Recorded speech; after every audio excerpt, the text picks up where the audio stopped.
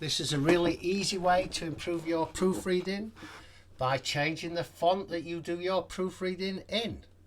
This is the Latin Modern Mono font. It's available from places like Font Squirrel and it is free. You click download OTF. In this case it's a zip file. Inside the zip file of lots of different variations of this font. The one that you want is LM Mono 10 Regular.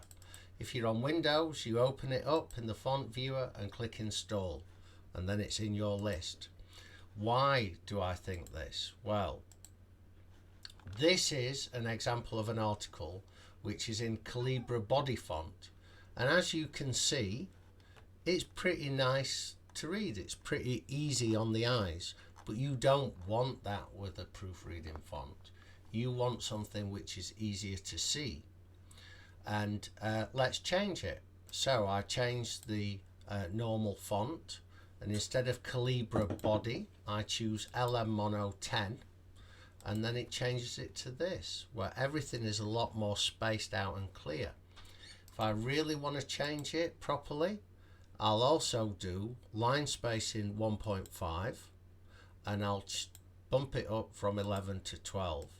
And so as you can see, this is much easier to read, spot issues, spot problems than the old one.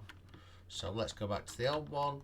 This is this one, and this is one I created earlier. Let's put them side by side, just in case you don't believe me. And you'll see that reading this is difficult and reading this is much easier to spot any issues.